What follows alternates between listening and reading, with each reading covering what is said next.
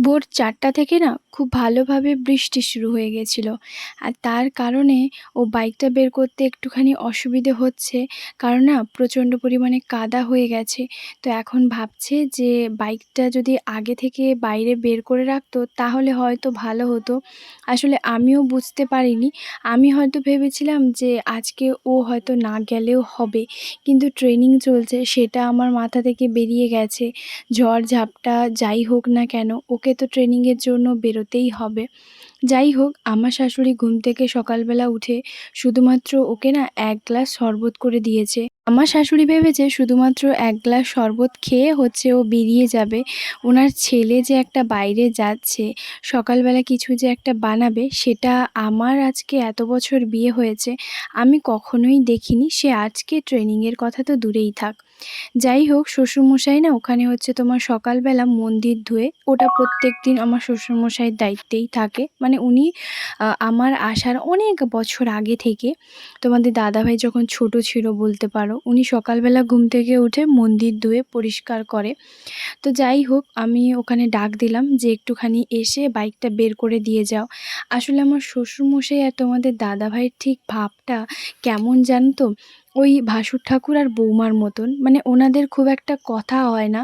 বরং শ্বশুরমশাই আমার সঙ্গে খুব কম হলেও আমার সঙ্গে কথা বলে মন খুলে। কিন্তু ছেলে আর বাবার খুব একটা বেশি যে বসে কথা বলা, মানে দুজন দুজনের একটা মানে দূরত্বে থাকে আরকি।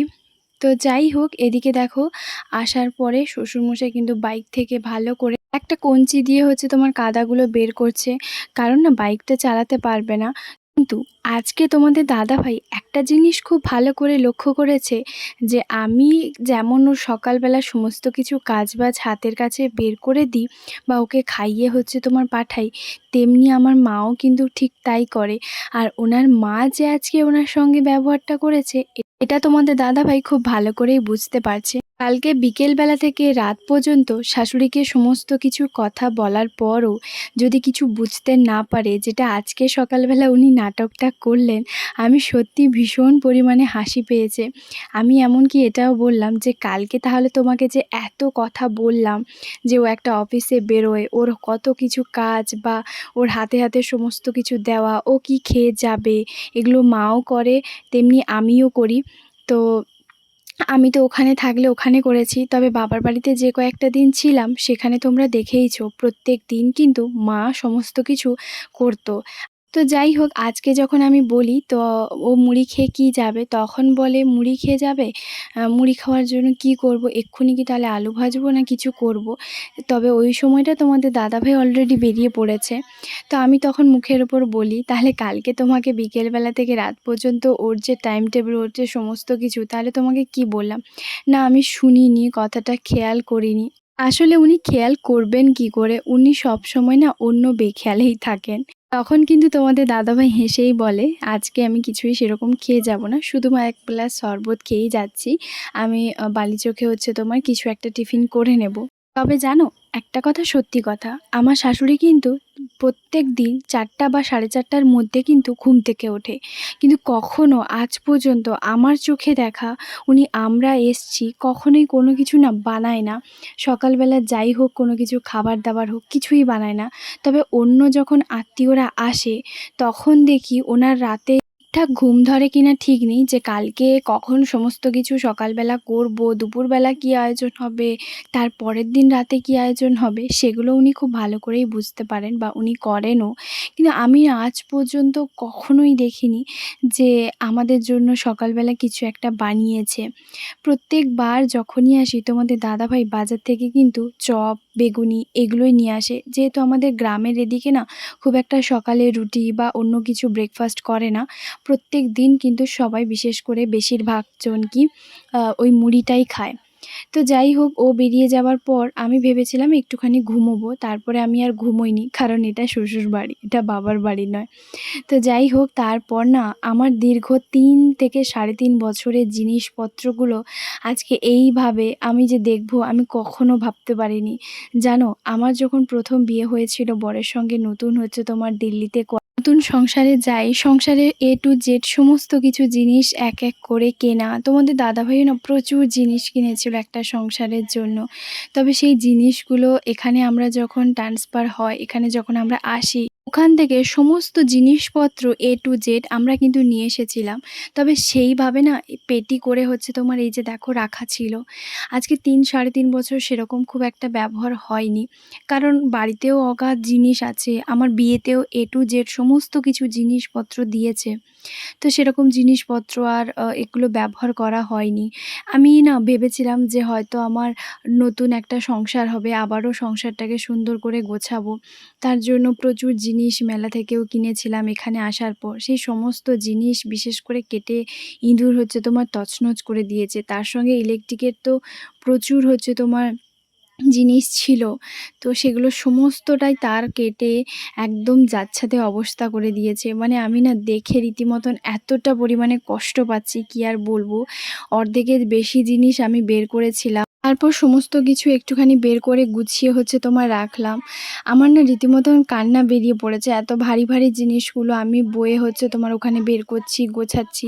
আমার শাশুড়ি না একবারের জন্য কোনো কিছুতে একবারও বলেওনি। যেন জিনিসগুলো মনে হচ্ছে আমি আলাদা থাকি, আলাদা সংসার, এরকম একটা ভাব দেখালো। যাই হোক, এই ইলেকট্রিকের কেটেলটা না পুরোটাই বেকার হয়ে গেছে জানো। এতটা কষ্ট হচ্ছে। সঙ্গে কুলারটা ছিল, কুলারটাও তোমার তার কেটে দিয়েছে। আর এদিকে দেখো এই যে ইলেকট্রিকের কেটেলটা দেখো, শুধু অবস্থা দেখো। এটা পুরো নতুন তোমার আমার গিফটে ওর একজন অফিস তোমার বন্ধু দিয়েছিল। তো ব্যবহার তো সেরকম করাই হয়নি। এই যে দেখো পুরো নতুন জিনিসটাকে কেমন কেটে দিয়েছে তার। তো যাই হোক, আমি ভেবেছিলাম হয়তো আমার শাশুড়ি আমাকে বলবে যে আজকে যেহেতু পুজো দেওয়ার কথা আছে, পুজো দিতে যাব, যে হয়তো বলবে যে আজকে আমি যাব বা আমার সঙ্গে চলো। তবে জানো তো, আজ পর্যন্ত কোনো কিছু পুজো পার্বণ হলে আমাকে কখনোই বলে না, যেটা আমার ভীষণ খারাপ লাগে। আমিও না কেমন জানি একটা থাকি যে আমি কি বাইরের লোক? আমাকে কি বলা যায় না কখনো যে চলো বৌমা দুজন মিলে পুজোটা দিয়ে আসি? যেহেতু দুটো জায়গায় পুজো হবে, সেই সঙ্গে বাড়িতেও তোমার পূর্ণিমা পুজো হবে। আমি না শুধু ভাবি, তবে আমাকে না বলেনি জানো তো। আমার ভীষণ খারাপ লাগলো। তো আমি একা, একা বসেছিলাম, ভাবলাম এই জিনিসপত্রগুলো একটুখানি দেখি। তোমাদেরকে হয়তো বলে বোঝাতে পারবো না। আমার এখানে প্রচুর জামাকাপড় ছিল, এমনকি তোমাদের দাদাভাইয়েরও ছিল। সেগুলো না কেটে একদম মানে অবস্থা খারাপ করে দিয়েছে। কত নতুন, নতুন ড্রেস কিনেছিলাম, কত কিছু ভেবেছিলাম। আমরা তো সবসময় ফ্লাইটে যাতায়াত করতাম দিল্লিতে যখন থাকতাম। তবে সে মাসে যখন আমাদের ট্রান্সফার এখানে হয়, তখন কিন্তু আমরা সমস্ত কিছু জিনিস এইভাবে প্যাকেট করেই তোমার পাঠিয়ে দিয়েছিলাম আগের দিন। আর আমরা সেই দিন রাতে বেরিয়েছিলাম। আর যেহেতু আমরা ফ্লাইটে আসতাম, তো সেরকম খুব একটা সেই দিন আমরা লাগেজ করিও নি।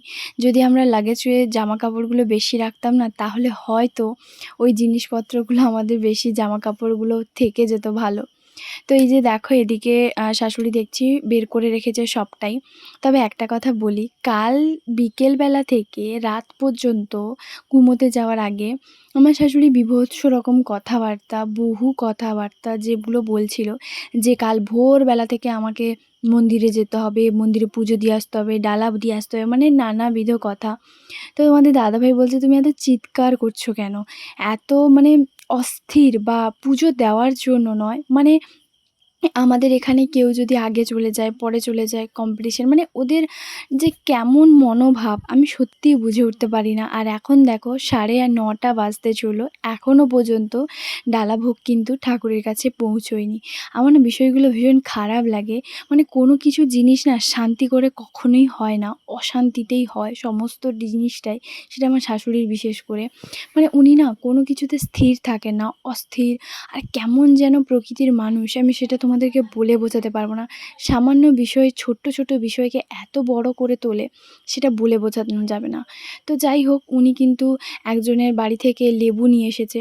আমি সেটাই তোমাদের দাদাভাইকে বলেছিলাম যে এখানে যদি কারোর ঘরে লেবুটা পাওয়া যায়, তাহলে টাকা দিয়ে লেবুটা তোমার কিনে নেব। আর যদি সেরকম হয় তাহলে বাজার ওনাকে চলে যেতে বলব, যেহেতু তোমাদের দাদাভাই সকাল ৬টার সময় বুঝতেই পারছো বেরিয়ে গেছে। অত সকাল সকাল তো আর বাজারে যাওয়া যায় না, একটা মানুষ যেহেতু ট্রেনিংয়ের জন্য বেরোবে। তো যাই হোক, আগের ব্লগে না একজন বোনু হচ্ছে তোমার কমেন্ট করেছিল। আমি জিজ্ঞেস করেছিলাম যে, সত্যি কথা বলো তো, ডালা ভোগে বা ভোগে হচ্ছে তোমার বাতাসা দেওয়া হয় কি না? তো ওই বোনটা কিন্তু বলেছে যে না, কখনোই হচ্ছে দেওয়া হয় না, হরি লুটেই বাতাসা দেওয়া হয়। এটা একদমই সত্যি কথা, আমিও সেটাই জানতাম।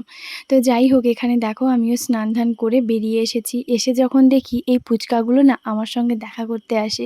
এই যে বাচ্চা মেয়েটার নাম লক্ষ্মী আর লক্ষ্মীর ভাইয়ের নাম রাজদীপ। তবে জন্মের পর এই প্রথম আমি ওকে দেখলাম। সকালবেলা থেকে ওর দুজন ভাই আর বোন বেশ সময় ভালো তিনজন মিলে কাটালাম। আর এদিকে দেখো গাড়ির আওয়াজ পেতেই ও হচ্ছে বাইরে চলে এসেছে। আর ওই যে দেখো আমার শ্বশুরমশাই যেহেতু ইঞ্জিন রিক্সা আছে, তো সেই কারণে কি বলতো, ওখানে মনে হয় কিছু গাছের কাঠমা হোক যাই হোক ওইগুলো মনে হয় বাইরে নিয়ে যাবে। তো তারপরে আমি বসেছিলাম আর ওদের সঙ্গে কথা বলছিলাম, ওদেরকে একটুখানি খেতে দিলাম। আর তারপর আমার শাশুড়ি প্রথমে এই শাড়িটা বের করেছে। উনি খুব একটা ভালোভাবে শাড়িও পরতে পারেন না, মানে যেমন তেমন করে পরে। তবে এমনভাবে পরছিল না, আমার দেখতে ভীষণ খারাপ লাগছিল। তো আমি বলেছিলাম খুব একটা হালকা পাতলা শাড়ি পরে যাও। তো যাই হোক, উনি সেটাই পরে গেছেন। আর তারপর আমি ভাবলাম এই যে শাড়িটা যেহেতু এইভাবে খাটের উপর মানে মেলা আছে, আমি ভালো করে গুছিয়ে রাখি। হ্যাঁ, এই ছোট ছোট জিনিসগুলো আমি করি, তবে করলেও যে উনি ভীষণ খুশি হন তেমনটা কিন্তু নয়। তো যাই হোক, এদিকে দেখো এই শাড়িটা না খুব বেশি করে হচ্ছে তোমার মার দেওয়া আছে, তো তার কারণে কি বলো তো, ওই ফুলে যাচ্ছিল, গুছিয়ে যাচ্ছিল আর কি। আর উনি ঠিক যেমন তেমন করেই হচ্ছে তোমার বেরিয়ে চলে যায়। না, বাড়িতে থেকে যখন আমার শাশুড়ি মন্দিরে যায়, একবারের জন্য আমাকে বলল না যে তুমি কি আমার সঙ্গে যাবে নাকি, আমার সঙ্গে চলো। উনি নিজেই গেছেন। তো আজকে রান্নাবান্না সমস্তটাই আমিই করব। তো এই শাড়িটা হচ্ছে তোমার ভালো করে গুছিয়ে হচ্ছে তোমার রাখি। তো এটা হচ্ছে আমার শাশুড়ি, শ্বশুর-শাশুড়ির রুম। তো যাই হোক, এই রুমে হচ্ছে তোমার কী ফার্নিচার আছে দেখাই। যেটা হচ্ছে আগেরবার আমরা যখন এসেছিলাম কার্তিক মাসে, তো সেই সময় আমার শাশুড়ির একটা আলনা বা শোকেস বলো, যাই বলো, এরকম ধরনের একটা দরকার ছিল। কারণ এই জায়গাটাতে না উনি এমনভাবে অগোছালো করে রাখেন, আমার ভীষণ দেখতে খারাপ লাগতো। তো সেই কারণে তোমাদের দাদাভাইকে বলে এই যে দেখো এই যে আলনাটা বলতে পারো, স্টিলের বা কি একটা হবে আমি ঠিক জানি না। তো এইটা কিন্তু ভ্লগে অলরেডি আছে, আমরা দিয়েছিলাম। এটা আমার ভারী পছন্দ হয়েছে। আর উনি কেমনভাবে অগোছালো করে রাখেন সেটা নিশ্চয়ই দেখতেই পাচ্ছ। তো যাই হোক, আমি বললেও না আসলে কথাগুলো শোনেন না, বা আমি করতে গেলেও সেটা অন্য কিছু হয়ে যায়। তো আমি ওই কারণে ছেড়ে দিই। তো যাই হোক, ওই যে ব্যাগটা তোমাদের দাদাভাই যেটা অফিস থেকে দিয়েছিল সেটা কিন্তু দিয়েছিলাম, সেটা ওইখানে রেখেছে। আর এরপর আমি চলে এসেছি রান্নাঘরে। আজকে ভাবছি, আমি না আমার শাশুড়ির সঙ্গে যখন কথা বলতাম, তখন কিন্তু আমার শাশুড়িকে এই তরকারিটার যখন বলতাম, বিশেষ করে বৃহস্পতিবারে হতো, তো তখন আমার শাশুড়ি বলতো এই তরকারিটা কেমন করো, একবার করে খাওয়াবে। তো সেই জন্য ভেবেছি আজকে আমি এই রান্নাটা করব।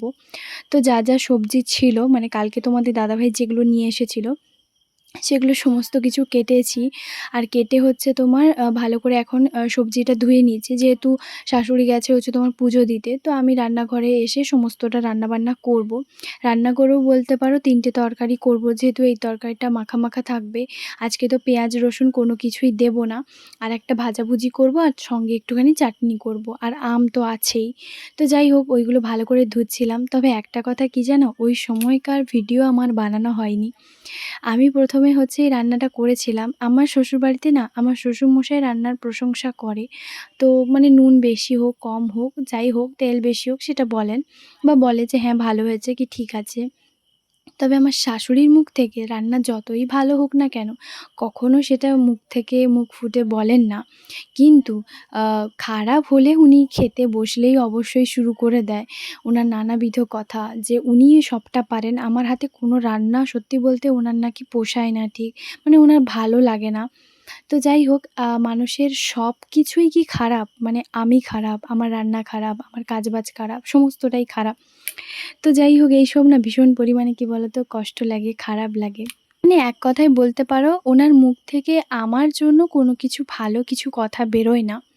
তো যাই হোক আমি ভাবলাম রান্নাটা সমস্ত কিছু সবজিপাতি এগুলো কেটে রেখেছি, তো কাটা থাক। যেহেতু আমি অনেক সকাল, সকাল স্নান করে নিয়েছি, তাই ভাবলাম ১ কাপ চা বানাই, চা খাবো। এই চা যে ১ কাপ খাই সেটাতেও আমার শাশুড়ি কথায়, কথায় এমন বলে, "চা ছাড়া চলে না, চা ছাড়া গতি নেই।" তো বাইরের লোক কেউ যখন আসে, আমার বৌমা তো চা খায়, চা ছাড়া চলেই না। তো এদিকে আমিও রান্নাবান্না তোমার করলাম, আর রান্নাবান্না করার পর দেখি আমার শাশুড়ি আসে। তো এসে এই যে দেখো বলছে, "এক গ্লাস জল খাও, জল খাওয়ার পরে একটু বসো।" তো যাই হোক উনার পূজা-টুজো সমস্ত কিছু দেওয়া হয়ে গেছে। তো এই যে দেখো ফলের প্রসাদ তোমার নিয়ে এসছে। যেহেতু বাড়িতেও পুজো হয়ে গেছে, মানে পূর্ণিমা পুজো বাড়িতে।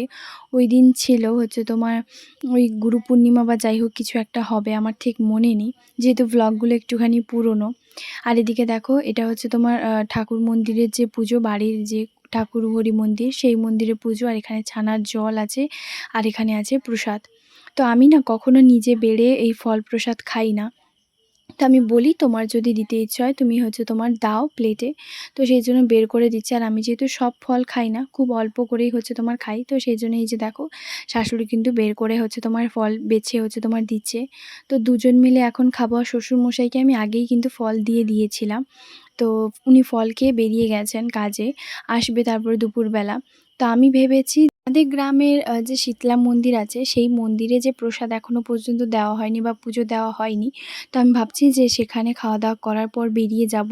তো রান্নাবান্না তো আমার কমপ্লিট হয়ে গেছে। রান্নাবান্না হয়ে যাওয়ার পর তারপর শাশুড়ি যদি খেতে চায় তো খেয়ে নেবে। তো এইদিকে দেখো আমিও একটুখানি ফল খেয়ে নিলাম। তারপর আমিও কিন্তু বেরিয়ে এসেছি। আমাকে বেরোনোর আগে, "তুমি যাবে নাকি? বা থাক, যেতে হবে না।" মানে কেন জানি না উনি অসন্তুষ্ট হন আরকি। তবে আমি নিজের ইচ্ছেই এসেছি, কারণ আসবো তো মন্দিরে, তাই না? তো যাই হোক সেই তো বিয়ের সময় একবার এসেছিলাম, আর ১ম বছর বিবাহবার্ষিকীতে প্রণাম করতে এসেছিলাম সকালবেলা তোমাদের দাদাভাইয়ের সঙ্গে। সেই যে আসা, আগে কখনো আমি সেরকম আসিনি। তো এদিকে দেখো আমাদের শ্বশুরবাড়ির গ্রামে তোমার শীতলা মন্দির। তো মন্দিরে তোমার পুজো দিলাম, আর পুজো দেওয়ার পর প্রণাম করে তারপরে যাব সোজা তোমার ঘরে। আমি কিন্তু মানে ভাত খেয়ে আসিনি, যেহেতু পুজোতে আসবো মন্দিরে। তো আমি ভাবলাম কি বলতো, ভাত খেয়ে আসবো না, কারণ আবার সেই এঁঠো হবে, এঁঠো গা হবে। তো সেই কারণে কি বলতো আমি কিন্তু আসিনি। তো যাই হোক আমি তারপর এই যে দেখো এগুলো সমস্ত কিছু ফল প্রসাদ রাখা আছে, তারপর আমরাও খেয়ে নিয়েছি। খাওয়ার পর এই যে হলো শুরু, মানে এখানে তোমার কি বলতো প্রসাদ তোমার সব পাড়ায়, পাড়ায় ওই যে দেওয়া হবে বাটিতে করে। তবে আজকের দিনে না তোমাদের দাদাভাইকে ভীষণ মিস করছি। ও সকালবেলা বেরিয়ে গেছে। আর জানো তো ও সকালবেলা এগুলো সমস্ত কিছু কালকে তো বাজার করে নিয়ে এসেছিল। তো ও কিছুই ফল খেতে পারল না। ভীষণ মনটা খারাপ, কষ্টও লাগছে যে বাড়ির পুজো তো, মানে পুজো দেওয়া হলো ঠাকুরের কাছে, তবে ও খেতে পেল না। তবে গোটা, গোটা যেগুলো ফল সেগুলো যেগুলো নিয়ে যায়নি সেগুলো আমি ফ্রিজে সমস্তটা রেখে দিয়েছি। ও যখন কালকে আসবে তখন ওকে দেবো। তবে এদিকে দেখো একটা শাশুড়ি হয়ে তুমি প্রসাদ তোমার বাটিতে, বাটিতে দিচ্ছ। কাউকে তোমার সমস্তটা ফলটা যে দিচ্ছে ওরকমটা নয়। আমার এতটা পরিমাণে রাগ হচ্ছে, আমি ওই জন্য বললাম, "তুমি তো শসা ওঠাবে প্রত্যেকটা বাটিতে একটা করে শসা দেবে। তুমি নারকেল ওঠাবে একটা করে নারকেল দেবে প্রত্যেকটা বাটিতে। তাতে সবটা ফল কিন্তু দেওয়া হয়। কাউকে এটা দিচ্ছে তো কাউকে ওটা দিচ্ছে, কাউকে এটা দিচ্ছে না তো ওটা দিচ্ছে না।" মানে এমনভাবে উনি করেন, আমি বলে বোঝাতে পারব না। আর সবসময় না কোনো কিছু দেওয়াতে মানে উনি কেমন একটা থাকেন। তো যাই হোক আমিও তোমার কিছু বলি না। কারণ এইসব কাজে আমাকে কিছু বলেন না। উনি নিজের মতন করেই করে। আসলে কি বলতো, কারোর ঘরে কোনো বাটি গেলে সেটা কিভাবে সুন্দর করে সবটা ফল যেভাবে দেওয়া হয় সেটা আমি খুব ভালো করেই জানি। কারণ এইসব কাজ আমি খুব ভালো করেই করতে পারি। আজকে যে এইভাবে সবাইকে এলোমেলো করে দেওয়া, এটা আমার খুব একটা পছন্দ হলো না। তবে আমি কিছু বলিও নি।